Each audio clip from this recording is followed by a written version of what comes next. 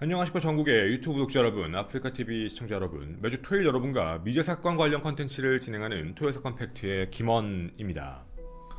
우리는 오늘 편견이라는 것을 좀 벗어던지고 사건으로 들어가 보고자 합니다. 왜냐면 이 사건은 꼭 그래야 될 필요성이 있거든요.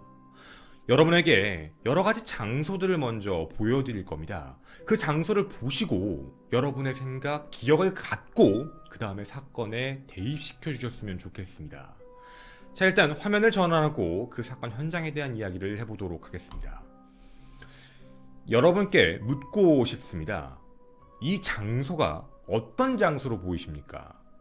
보이시면 여기가 아산시청이 있고 온양 온천역이 있는 번화가구나 이런 정도, 개발이 돼 있구나 이 정도를 생각해 보시면 좋겠습니다. 물론 그때 당시에도 그랬었습니다.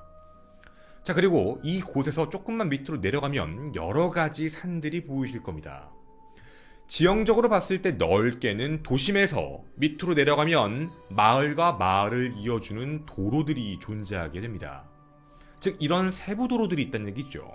겉에서 봤을 땐 되게 높은 산을 지나가는 이런 도로들이 있는 거구나 라는 느낌이실 겁니다. 근데 이곳을 우리가 조금 자세하게 다시 살펴보게 되면 좀 다른 느낌처럼도 받아들일 수 있거든요. 꼭 무조건 높은 데서 아닌 곳으로 간다 라고 생각할 필요도 없다는 겁니다. 같이 이 이야기에 대해서 오늘 자세하게 들어가 보고자 합니다.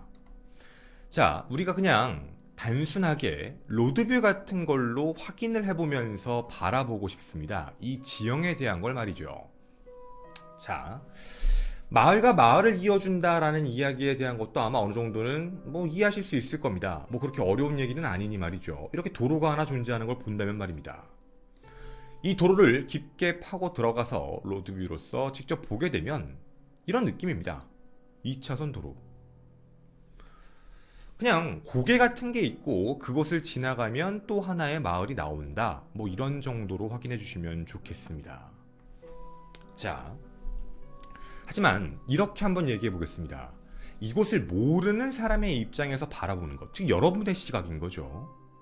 도시에서 도시로 이동하다가 나오는 하나의 언덕길 같은 게 존재하고 있구나 라고 생각할 수 있습니다. 그만큼 이곳 자체가 동네 사람들 혹은 이곳 지리를 잘 아는 사람이 아니라면 굉장히 낯선 장소일 수밖에 없는 거죠. 옆에 이렇게 보시면 이렇게 막아놓는 것도 되게 많으니까 말입니다. 하지만 이곳을 살고 있는 사람이라면 얘기는 좀 달라집니다. 지명, 여기에 뭐라고 부른다라는 그 지명 자체는 정확히 몰라도 어디와 어디를 이어준다, 어떤 마을과 어떤 마을을 이어주고 있어요, 이런 정도는 알 수 있죠. 예를 들면 서울로 따진다면 대교 같은 이야기, 모든 대교를 다 아는 게 아니지만 여기로 나가서 저기 다리 하나 건너면 어디로 가잖아, 이런 정도입니다. 바로 오늘 여러분과 이야기될 바로 이 장소가 충청남도 아산시 초사동에 있는 갱티고개입니다. 누군가의 추억 속에는 그냥 고개, 누군가에게는 등산로였던 이 장소가 어느덧 사람들에겐 살인사건이 발생한, 피해자가 발견된 장소가 되었다. 지금으로부터 그것도 17년 전인 한일 월드컵이 한창이던 2002년의 말입니다. 자, 그럼 이제 이 장소, 방금 보여드렸습니다. 이 장소를 살인사건이라는 큰 프레임을 씌워보겠습니다. 여러분께 이렇게 질문을 던져보겠습니다. 무엇이 필요할까요? 범인의 입장입니다. 여러분은 낯선 사람이라고 생각하고 이걸 바라봤습니다. 범인이라면 도대체 여기서 뭐가 필요할까? 마을과 마을을 이어주는 곳. 첫 번째, 범인은 피해자와 이곳에 함께 와야 됩니다. 이곳에서 시신이 발견됐다는 건 같이 왔다는 얘기죠. 피해자를 이곳에 유기했다는 거니까 말이죠. 당연한 이야기 아니야? 라고 생각하실지 모르겠지만 왜 이런 당연한 이야기를 제가 지금 하는 걸까요? 바로 범인인지 범인들인지 때문입니다. 만약 범인이 한 명이라면 피해자와 범인이 면식관계일까? 면식관계면 피해자는 전혀 의심 없이 따라 나섰다의 가능성. 피해자와 범인이 면식관계가 아닌데 의식이 없는 상황, 기절을 했거나 혹은 사망한 상태에서 이곳에 와서 유기됐을 가능성, 범인이 혼자일 때입니다. 이럴 때 가능하죠. 범인이 2명 이상이라면 피해자가 사망하지 않아도 됩니다. 왜냐면 한 명은 잡아놓고 한 명이 운전하면 되니까 말이죠. 이런 걸 생각을 해봐야 됩니다. 둘, 이곳엔 반드시 이동수단이 있어야 됩니다. 이동수단의 종류는 여러 가지입니다. 우리가 알고 있는 이륜차 같은 오토바이 같은 것도 있을 수 있지만 자동차일 확률이 매우 높겠군요. 사람을 이동해야 되니까. 같이 타던 시신 상태건 기절 상태건 말입니다. 그럼 만약에 차량일 확률이 높다면 그 차량은 누구의 차량일까요? 뭐 예를 들면 피해자의 차량일 수도 있고 혹은 범인의 차량일 수도 있지요. 세 번째, 이동수단을 가진 범인은 왜 이곳을 와야 될까요? 자, 여러분은 낯선 자입니다. 우린 낯선 자의 입장에서 여길 바라봤습니다. 근데 우리 시청자분들 중에는 여기에 살고 계신 분들도 계실 겁니다. 자, 여기는 분명 도심에서는 좀 떨어져 있는 장소라고 보여집니다. 밤이 되면 좀 어둡겠지요. 차량 통행량도 아마 적어질 겁니다. 차가 많이 다니지 않는 곳. 그만큼 눈에 띄기도 쉽습니다. 제3자의 입장에서 바라보면 말이죠. 유기를 하려면 차량을 멈춰야 됩니다. 여러분, 낯선 사람들이죠.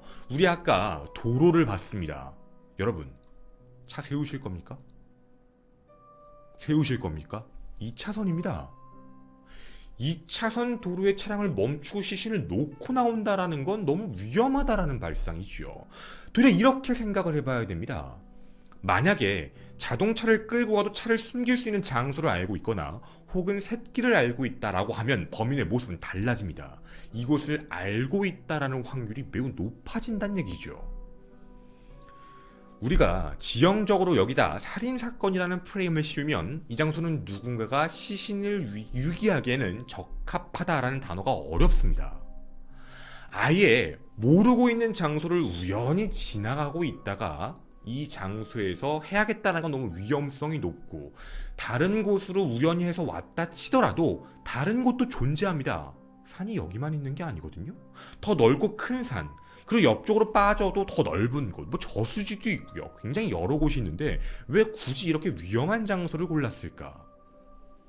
여러분, 이제 범인들의 심리를 한번 살펴보겠습니다. 우리는 납득할 수 없는 얘기인데 대부분 범인들이 시신 유기 장소를 생각을 할 때 일반적인 사람들은 멀리 갔다 해야지, 바다에다 해야지, 산에다 해야지, 더 멀리. 이건 여러분이 일반적인 사람이기 때문입니다.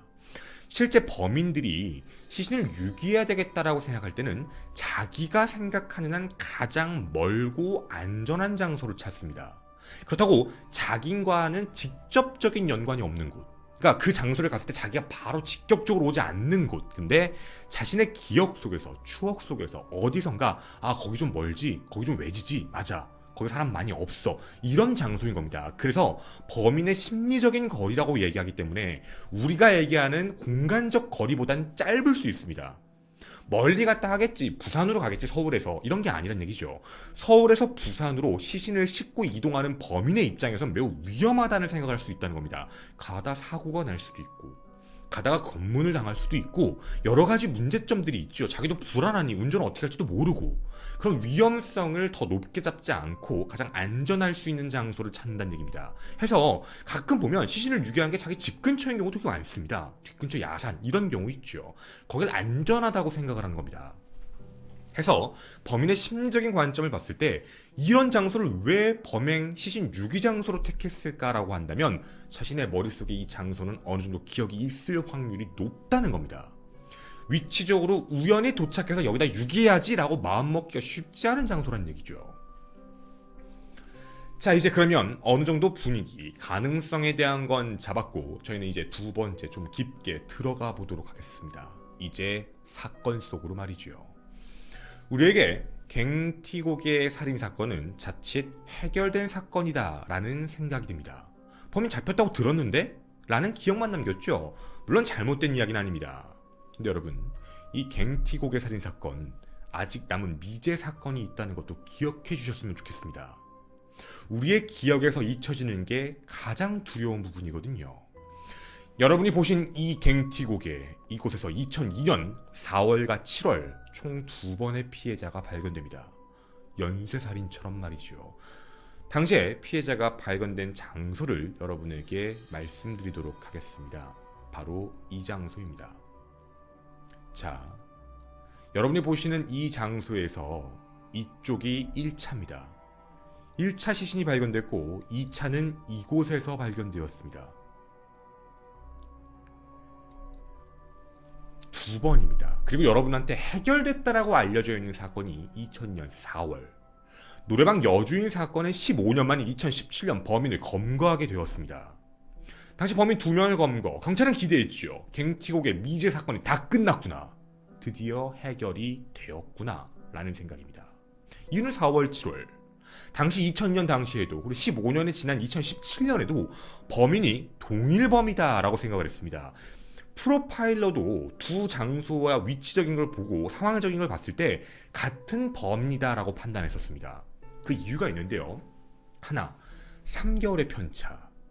둘, 피해자가 사라진 공간이 아까 보여드린 온양 온천 부근입니다. 그쪽에서 피해자들이 4월 피해자, 7월 피해자가 전부 실종됐습니다.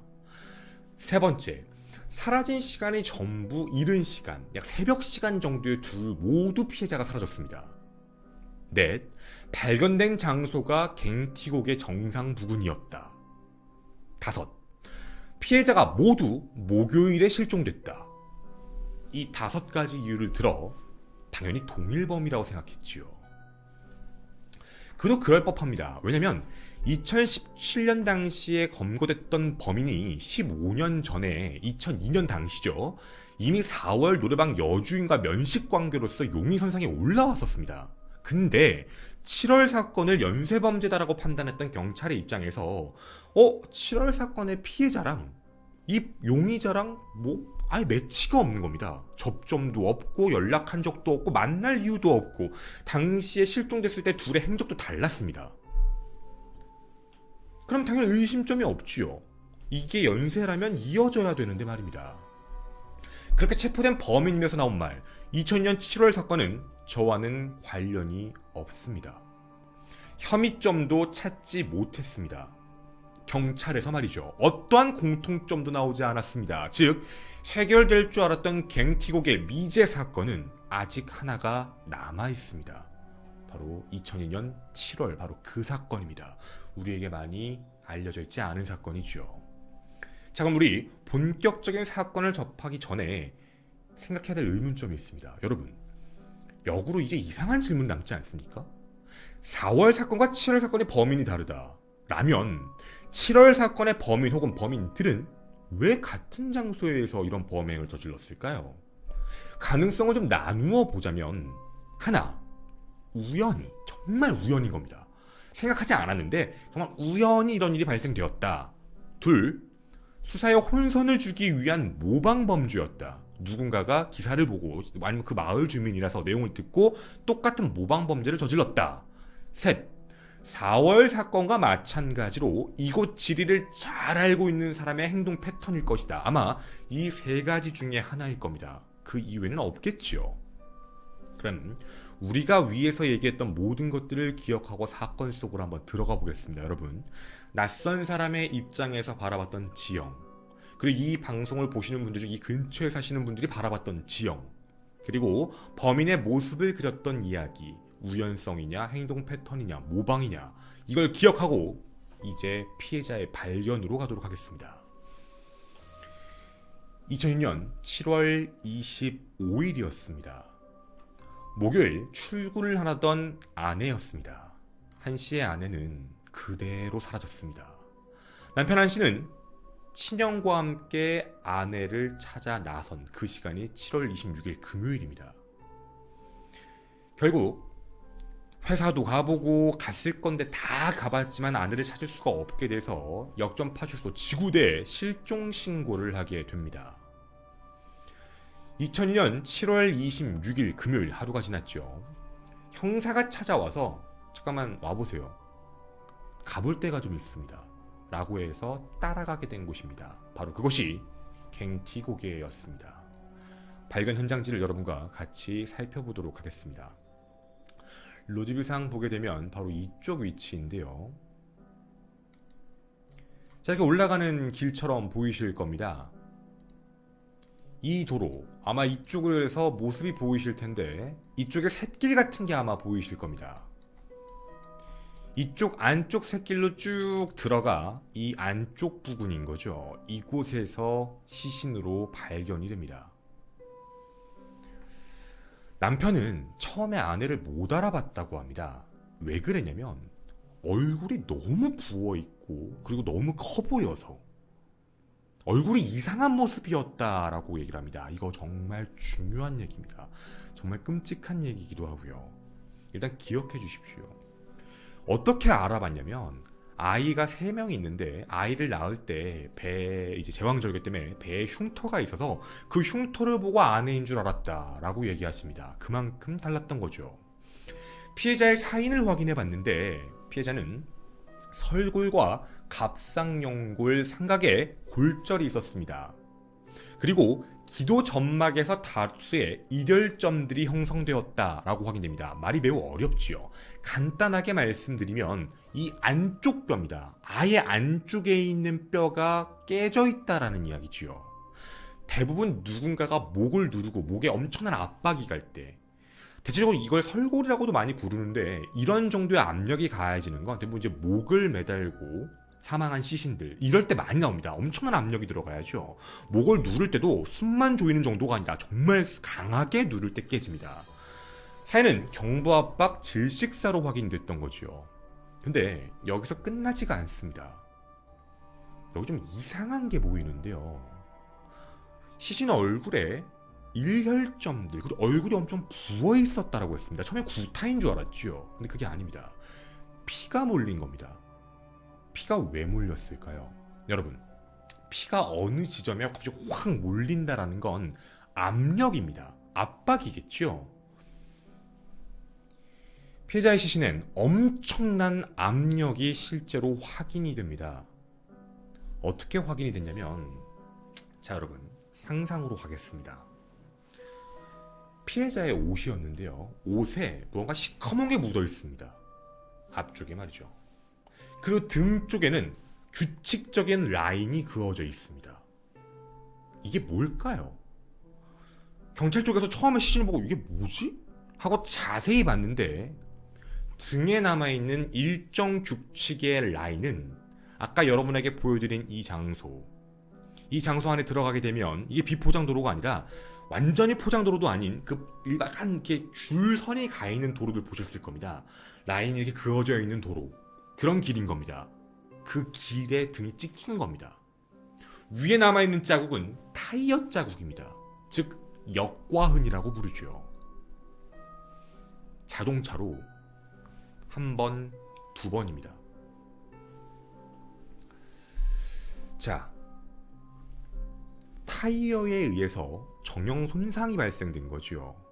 근데 여기서만 끝난 게 아닙니다. 피해자의 모습이 발견된 모습이 어떻게 되냐면 이제 어떻게 보면 상의 속옷이죠. 상의 속옷이 벗겨진 채 손발이 묶여져 있었고 그리고 치마는 벗겨져 있었습니다. 당연히 정황상 이거 성폭행인가 성범죄인가를 생각했지만 정액 반응은 음성이 나왔죠. 양성이 아니라 발견이 안 된 겁니다. 그렇게 가슴 부분에 엄청난 압력 때문에 피가 위로 몰렸고 그리고 이 안에 있는 갈비뼈가 깨지면서 그 안에 폐파열 다 찌른 거죠. 중요한 장기들의 손상이 와서 출혈까지 동반됐던 겁니다. 이렇게 발견된 거죠. 한 번, 2번인 겁니다. 분석하겠습니다. 하나, 갈비뼈 골절로 인한 장기 파열, 출혈 동반, 그리고 얼굴에 엄청난 약간 울점 같은 게 생겼다라는 이야기. 이게 무슨 얘기를 이해하는지 아십니까? 여러분, 설골이 깨져 있었습니다. 경부 압박을 해서 사망을 시켰죠. 근데 완전히 바로 사망하진 않습니다. 그런데요, 피가 위로 몰렸다라는 건 피가 움직이고 있었다. 다시 역으로 얘기하면 심장은 뛰고 있었다. 장기에 혈액이 고였다. 혈액이 움직인 모습들이 보였다라는 건 생활 반응이 있었다는 겁니다. 무슨 얘기냐면 목을 그렇게 꽉 누른 상태에서 완전히 즉사한 게 아니라 심정지가 오지 않은 상황, 즉 살아있는 상태에서 차량으로 이런 아픔을 남겼다는 얘기인 겁니다. 정확히 표현하면 경부압박 질식을 시도한 범인이 확인 살인을 한 겁니다. 아예 죽이겠다는 목적성인 거죠.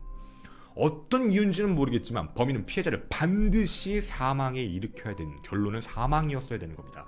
정말 끔찍한 일을 저지른 거죠. 그 다음 둘, 성폭행 가능성은 없다. 왜냐면 정액 반응이 확인되지 않았기 때문에. 근데 이건 잘못된 얘기입니다. 대부분 성범죄와 관련돼서 정액 반응이 확인이 안 되는 경우도 많습니다. 뭐 여러 가지 문제점들인데, 여러 가지 이유들. 그래서 이걸 무조건 아니다라고 할 수는 없죠. 왜냐면 일단 속옷을 벗겼다, 치마를 벗겼다, 그리고 그걸로 묶었다라는 이야기 그 자체만 들어봐도 일단 성범죄에 대한 목적성은 보이는 겁니다. 행위가 있었는지 없었는지는 알 수 없지만 말이죠. 그 다음 세 번째입니다. 위치가 매우 중요합니다.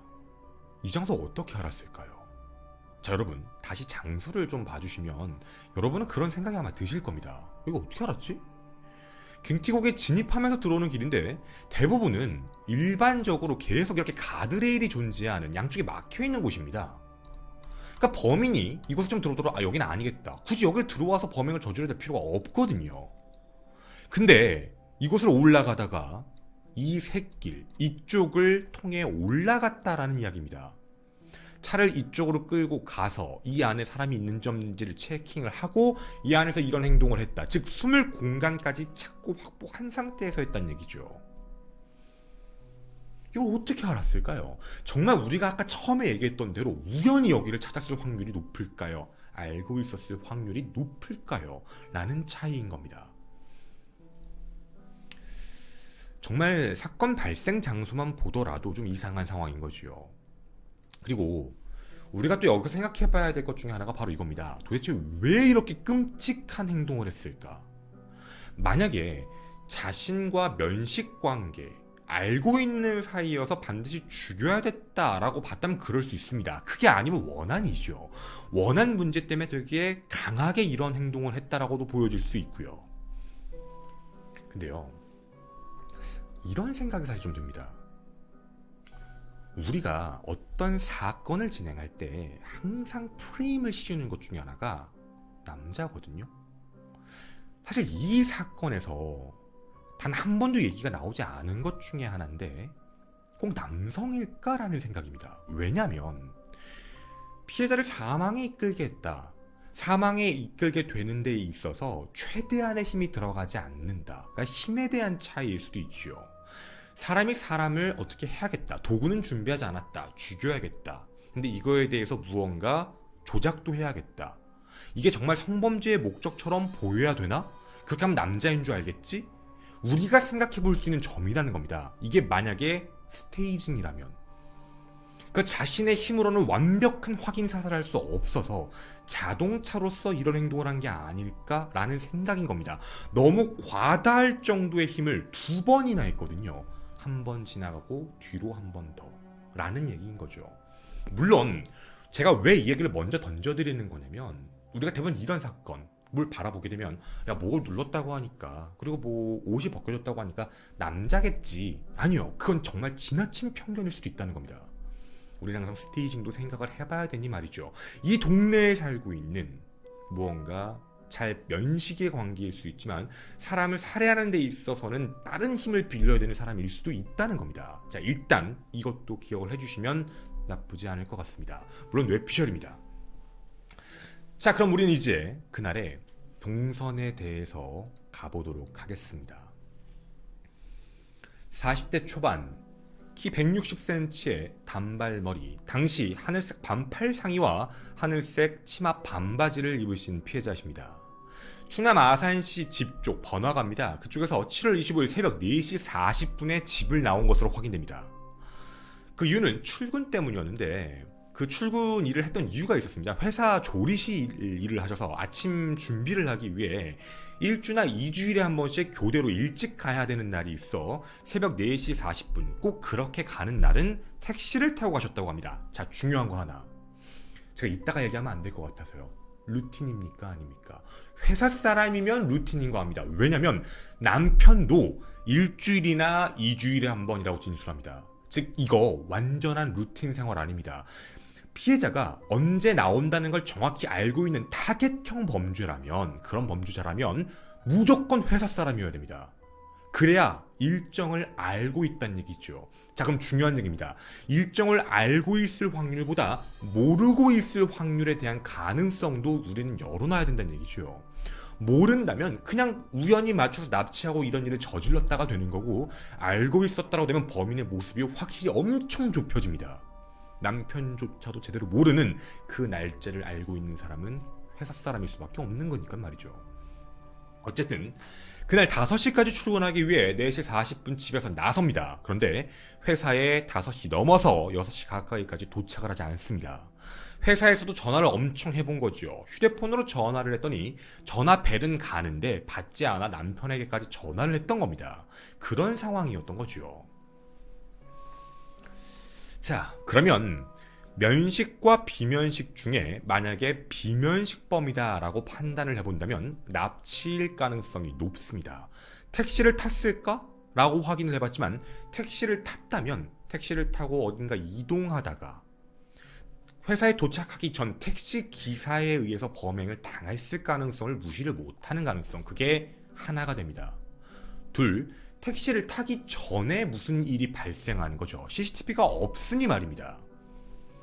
그럼 제일 궁금한 건 당시에 피해자를 본 사람이 없을까? 왜냐면 여기 동네였으니 루틴적인 활동을 하는 사람들도 있을 수 있죠. 새벽 4시 40분에 늘 나오는 사람, 뭐 신문 배달하거나 움직이는 사람들 말입니다. 당시 경찰은 확인을 해봤습니다. 근데 바로 다음날 한 사람을 찾습니다. 목격자가 나오게 되는데요. 이 목격자의 이야기를 집중해 주시면 좋겠습니다. 그날 저 봤어요. 사람이 별로 없어서 여자가 한 명 서 있는 거 봤는데 그 아줌마가 내 차를 세웠어요. 왜냐면 영업용 밴 뭐 이렇게 써 있으니까 그거 보고 택시인 줄 알고 아마 세웠던 것 같아요. 그래서 어디까지 가시냐라고 했더니 그냥 가라라고 하셔가지고 나는 그냥 왔습니다. 짧은 바지에 40대 정도 보이는 아줌마였습니다. 뭐 되게 작은 사람이었고 그 외의 사람은 바로 옆쪽에 한 4, 5m에 남자 2명이 서 있었는데 뭐 일행 같진 않았어요. 왜냐면 나한테 차를 잡을 때 같이 오지는 않았거든요. 그 이외에 목격자 진술은 없습니다. 여러분, 근데 제가 지금부터 그 현장지를 보여드리겠습니다. 여러분과 당시 목격했다고 얘기하는 장소가 바로 이곳입니다. 여기가 바로 피해자의 집 근처고요. 뭐 조금 동네를 보시면 상가와 위에 이제 이런 가정집들이 있는 이런 모습일 겁니다. 대부분 2층은 집 구조고요. 당시에 여름 시즌이어서 대부분 여름 때는 창문을 열어놓고 자는 집들이 많았다라고 알려져 있습니다. 당시 피해자를 목격한 장소가 어디냐라는 이야기에 여기쯤에 서 있었다라는 이야기에 진술을 하게 되는데요. 아마 이쯤일 겁니다 라고 이야기를 하십니다. 자, 여러분한테 이런 질문을 한번 던져보고 싶습니다. 물론 저도 여기 현장을 가봐야 되겠는데 새벽 4시 40분에 여기가 택시가 지나가는 길일까라는 의심점이 하나 듭니다. 의심점입니다. 과연 여기서 사람이 서서 택시를 잡을까? 또 하나, 택시를 잡을 때 영업용 밴과 일반 택시를 구별 못하나? 2002년 당시 얘기입니다. 영업용 밴, 일반 택시, 그걸 구별을 못해서 택시인 줄 알고 잡았다. 이게 말이 될까요? 저는 물론 목격자분을 의심한다는 게 아니라 이 진술에 대한 신빙성이 약간 이상하다라는 얘기였습니다. 목격한 사람이 피해자가 아닐 수도 있고요. 그리고 만약에 피해자라면 피해자는 좀 이상한 동선을 갖고 있습니다. 4시 40분에 나와서 지금 당장 회사에 빨리 가야 되는 입장인데 여기에 서서 차량을 기다리고 있었다라는 이야기를 과연 얼마만큼 우리가 신빙성 있게 받아들여야 될까라는 생각인 거죠. 자, 그러면 위치적인 걸 좀 넓게 살펴보도록 하겠습니다. 이쪽이거든요. 자, 여러분, 일반적으로 이런 장소에 있다고 치면 우리는 항상 비슷한 생각을 합니다. 나가야죠. 큰 길로 나가서 차를 타는 게 어떻게 보면 정상적인 행동 패턴입니다. 근데 그런 행동을 보이지 않았다, 거기 서 있었다, 그 말을 우리가 과연 어떻게 생각을 해야 될까? 라는 이야기입니다. 이 목격자가 진짜 맞을까? 그리고 이 목격자분이 한 이야기 중에 가장 특이한 게 당시 경찰 조사에서 얘기하지 않다가 나중에 시간이 지나서 한 이야기가 하나 있습니다. 옆에 남자가 서 있었다. 이걸 어떻게 생각해야 될지 잘은 모르겠습니다. 자, 그럼 우리가 생각해 볼 수 있는 건 범인에 대한 모습을 그려봤을 때 택시기사 혹은 옆에 있는 남자 아니면 봤다고 얘기하는 사람 여러 가지 경우의 수가 나올 수 있겠지요. 그럼 우린 이제 궁금한 게 하나 있습니다. 야, 흔적 남았잖아. 범인이 남긴 흔적, 그게 뭘까요? 바로 타이어 자국입니다. 타이어 자국을 확인을 해봤는데, 저희도 체크를 해봤는데 이 모양과 똑같습니다. 이 타이어의 모양새를 그대로 갖고 있는데요, 엄청나게 많이 팔리는 저가형 타이어입니다. 땡센 타이어고요. 그리고 모델명 자체가 SB700이라고 불리는 타이어. 인치도 되게 적습니다. 예를 들면 택시에도 많이 달리는 타이어기도 하고요. 영업용 밴 이런 거에도 많이 달리는 타이어라고 합니다. 자, 여기까지가 나와 있는 게 모든 흔적, 이게 전부 다입니다. 이 이외의 게 없습니다. 여러분, 우린 이제 범인에 대한 색깔을 나와 있는 정보로 한번 매치를 시켜보고 싶습니다. 여러분은 어떤 범인의 모습이 그려지십니까? 일단 한번 나눠보겠습니다. 범인의 모습을 그려야 되니 말이죠. 하나, 면식일까요? 비면식일까요? 만약에 비면식범이라면 납칠 확률이 높습니다. 면식이라면 이야기가 달라집니다. 아는 사람이 거기 어떻게 왔지? 우연히 그것도? 그 루틴적인 걸 어떻게 알았지? 그러면 우리가 어쩌면 경찰분들이 인터뷰한 사람 중에 범인이 있을 가능성이 너무 높다는 얘기입니다. 비면식범이라면 목적이 무엇이었을까요? 금품이었을까요? 성범죄였을까요? 아니면 본의 아니게 사망한 걸 보고 그 다음에 이런 행동을 똑같이 했던 걸까요? 아, 맞아. 갱티고개에서 얼마 전에 사건이 있었어.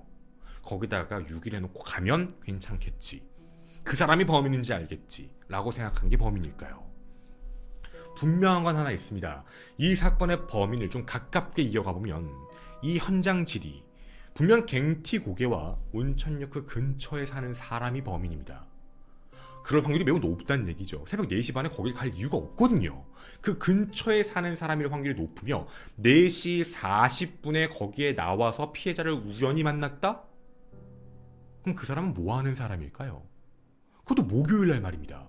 목요일날 새벽 4시 40분에 나와서도 시간적인 게 좀 자율적인 사람, 일반적으로 회사를 출근하는 사람이라면 시간이 없습니다. 빨리 출근해야 될 입장이고 새벽 4시 40분에 나올 이유도 없고요. 자기가 나와야 될 시간에 나오니 말이죠. 그러면 범인은 시간이 유동적인 사람, 그리고 4시 40분에 우연히 피해자를 만날 수 있는 사람, 그리고 이런 범행을 저질렀을 때 똑같은 장소에 그 기사, 내용을 보고 유기할 수 있는 사람, 어떨 확률이 제일 높을까요? 사실 뇌피셜이긴 한데 저희들끼리 얘기했을 때는 아마 택시기사, 그것도 야간 택시기사, 법인 택시기사의 확률이 높지 않을까라는 생각이었습니다. 왜냐하면 시간도 자유롭다. 새벽 4시 40분쯤이면 어느 정도 이제 아침 시간이 다가와 차량을 넣어야 될, 입고해야 될 준비도 해야 되는 상황. 그리고 이 안에서 무언가 다른, 처음에 목적 자체가 범행의 목적이 아니었다가 생각이 바뀌었을 수도 있고요. 그리고 이 부분, 택시기사분들 사이에선 갱티고개 살인사건에 대한 게 되게 유명합니다. 당연히 처음에 4월에 발생되고 나서 많이 조사를 받았으니 말이죠. 아, 거기, 그 위치. 그게 바로 범인의 첫 번째 모습입니다. 가능성이 제일 큰 사람이죠. 두 번째, 분명 경찰이 만나고 조사하고 확인했던 사람들 중에 있을 확률도 있다는 겁니다. 누군가가 거짓말을 했을 수도 있다는 거죠. 세 번째, 만약 면식이라면 혹시 범인이 여성이 아닐까, 스테이징을 한 게 아닐까라는 가능성도 열어둔 겁니다. 여러분이 생각하신 범인의 모습에서 가장 확률이 큰 사람은 누굽니까? 그리고 이거 이외에 다른 건 어떤 걸 또 생각해 주실 수 있는지도 궁금합니다.